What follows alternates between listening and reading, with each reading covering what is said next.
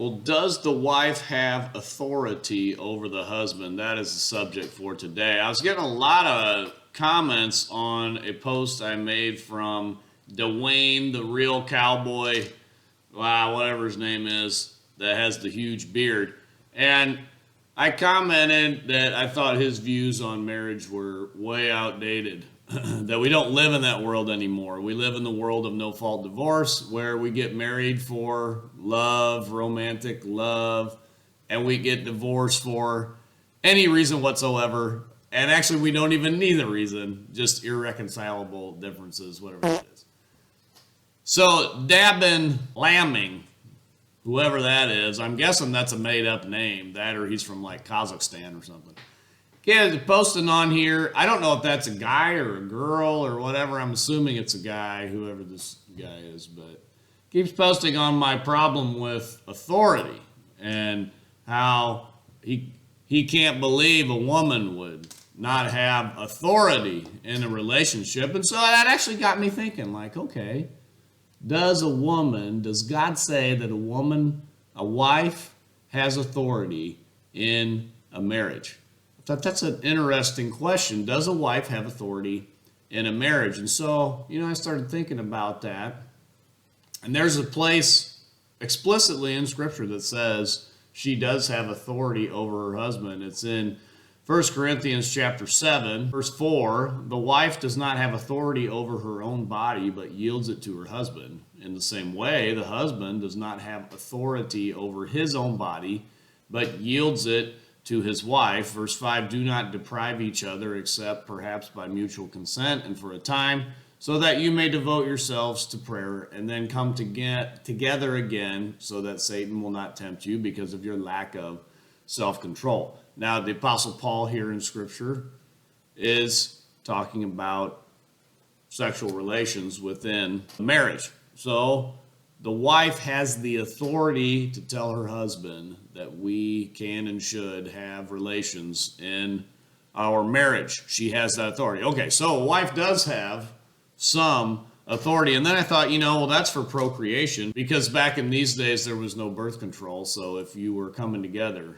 you were almost certainly going to have a baby, unless, there's some kind of complications or whatever. So she has authority in procreation, but what about provision? Does the wife have any authority to be provided for?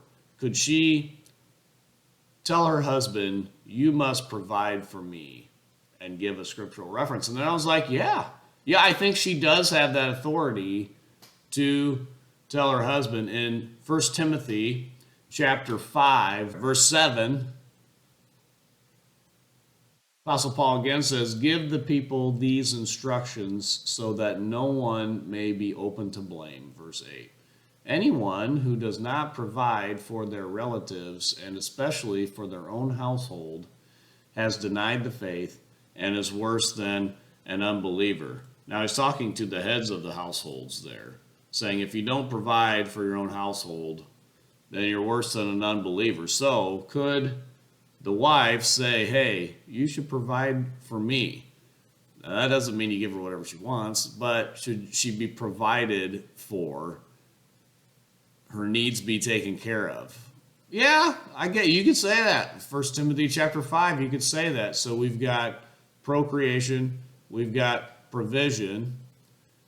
And I thought, protection is in there as well. In Ephesians chapter 5, verse 25, the instruction again from the Apostle Paul is, husbands, love your wives just as Christ loved the church and gave himself up for her, meaning Christ died to redeem his church.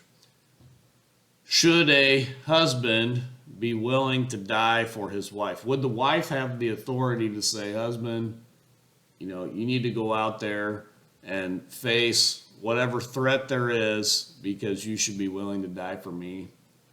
Well, according to Scripture, I guess she does have that authority to say that. So, provision, protection, and procreation.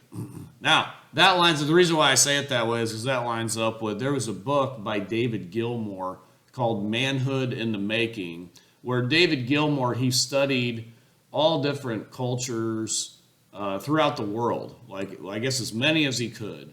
And he found that to be a man in every single culture, it meant different things in different cultures, but he found three things that were common in every culture that he studied.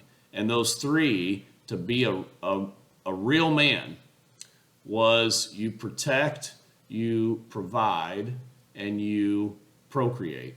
That's what a real man boiled down to in all of these different cultures throughout the world. And it's interesting that Scripture supports those things. We can see that in Scripture as well, that a man should be doing those things.